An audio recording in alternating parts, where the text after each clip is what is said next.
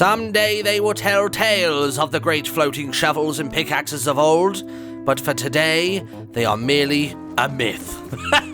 Hello everybody, I'm InTheLittleWood, also known as Martin, and welcome back to Fortnite. So today we got no face cam because I want to keep this a very visually clean experience so we can talk through the brand new replay mode which has just come out in the latest patch. So first and foremost, you're going to want to know how to open your replays. They're actually stashed away a little further than I thought they might be. So you have to open the career menu, which is the new sort of leaderboard profile area, and you'll find them inside of there. Then you simply choose one, hit play, and then you'll be brought to this screen. So I think the best way of going through this is by working through the controls left to right, and you can basically then learn what does what. So let's start off with the far left button. You press it, the HUD disappears, it vanishes, it's gone. Now I don't know exactly how you get it to come back. I've been doing a double escape press, just simply because I don't want to move the camera or anything like that. I want it to stay just as it is. The next option is the camera controls, so let's bring those up.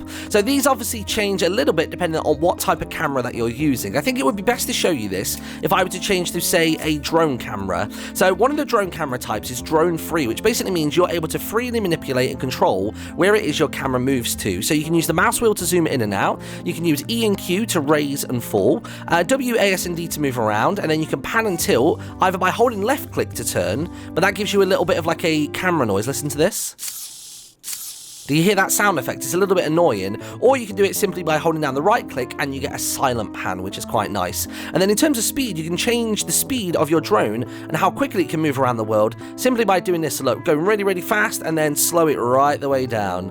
And then speed it right the way up and slow it right down. And that's done with the minus and the equals keys, which are found at the end of, obviously, of course, the number keys along the top of your keyboard. God, this really feels like the start to, like, you know, The Legend of Zelda Ocarina of Time. Hey, listen, whoa, hey, hey, hey. There he is. I didn't even mean for that to pan so correctly. That was amazing. So here is our guy. Look at him. All right. So let's test out some of the different camera settings then. So let's go ahead and bring that up. And let's start on the left-hand side, okay? So we've got things like auto exposure. So exposure is how bright or dark an image is going to be. If you turn that off, you'll notice immediately everything sort of descends into darkness. For the most part, I imagine most people are going to want to leave the exposure at its default, but it's nice that we have the option to change it. And then you can drag the bar up and down, and you can enter heaven, or you can go all the way into the darkness of the universe. But for the most part, I think I'm going to be using the normal exposure.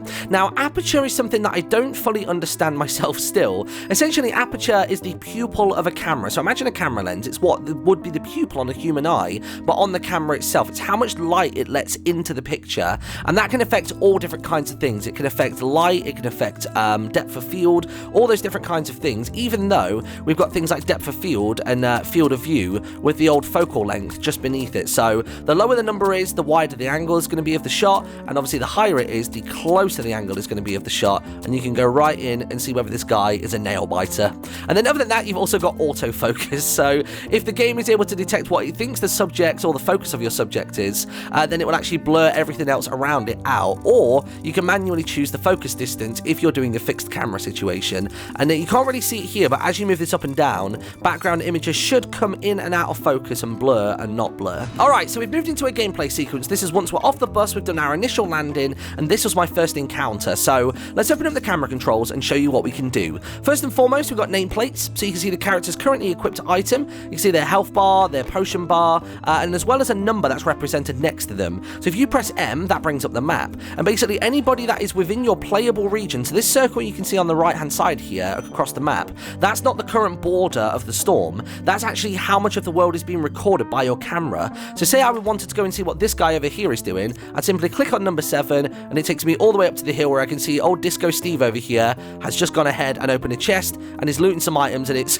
actually glitching out to all hell around that bush. Let me hit play real quick. There he goes. Look at him go. Alright, I'm going to open the map. We're going to go back to our situation, which was unfolding over here, and I can move the camera over to this angle. Now, the reason that I'm doing this is because I want to show you the next option that we have in the camera controls, which is going to be the player outline. So my character is completely obscured obstructed right now by the camera because of a ledge. So if I turn on player outlines, you'll now see that I can see a massive green outline around my character. I can even see the legs of Ryan over here as well, which is cool.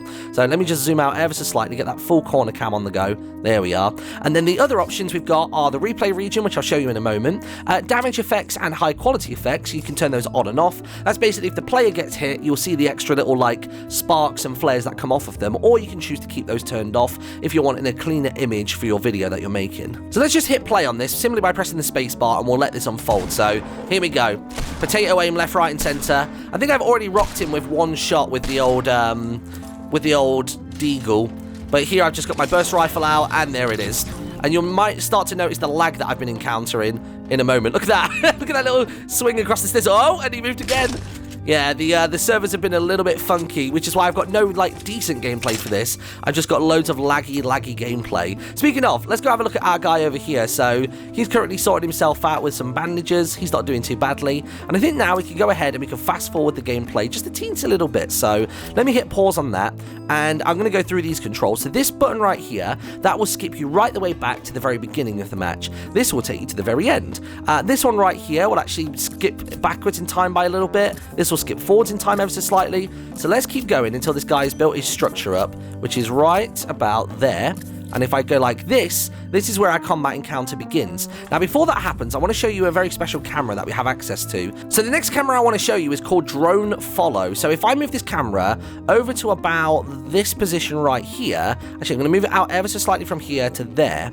And as soon as I hit play, you'll notice that this camera is going to remain static in the world, but it will always focus on the character that I currently have selected. So you'll notice that as the character starts to make its way over towards me, and I think he's going to ascend the wall here, and he's basically going to put himself up to this ledge, you'll notice that the camera continues to follow and follow and follow and follow, and I'm literally not pressing any keys right now in order to keep the shot on him. Now, the final camera I haven't shown you yet is somewhat similar to the third-person camera. Obviously, third-person camera keeps the character center in the frame no matter what, whereas Drone Attach, which is the final one we're going to look at, is a little bit more fluid with its movement. So the character is off-center there, and if I was to hit play, you'll notice that the character stays relatively in the same position that you initially say. So if you wanted the character slightly further on the far right-hand side, then that's all good.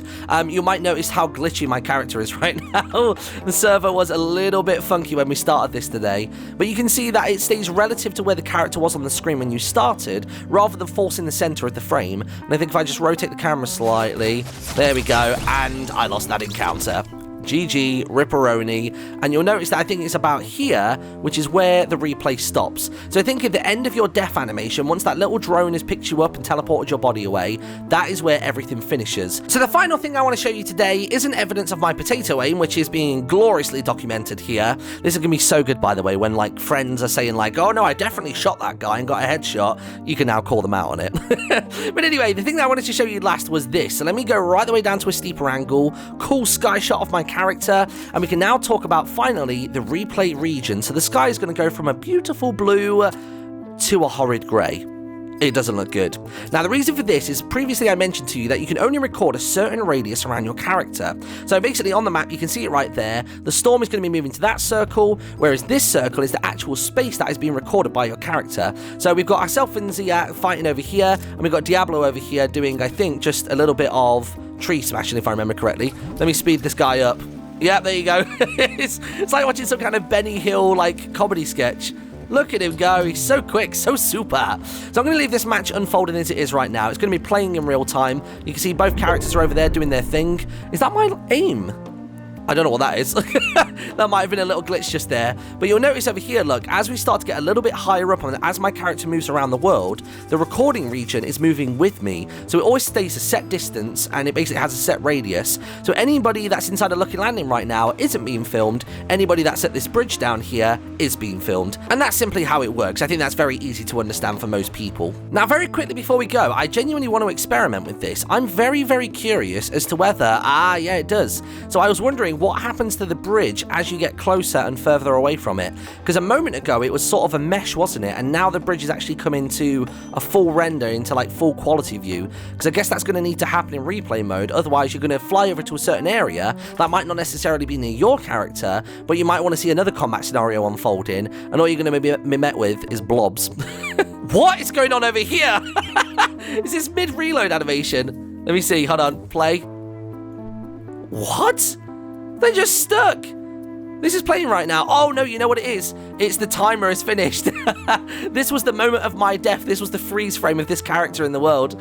My God. Talk to the hand because the face is not listening. Anyway, that is it for today, everybody. Thank you so much for watching. We've gone through all of the controls in the brand new replay mode, and as well as the 5 different cameras, how to move between different players, and all that good stuff. If there's anything I missed, or if you have any questions, please feel free to leave them in the comment section below, and I'll address them, or other people that are probably far more knowledgeable about things like Aperture will be able to reply to you as well. Have an awesome one, and I will see you all later for a Port of Fort video. Ta-ra!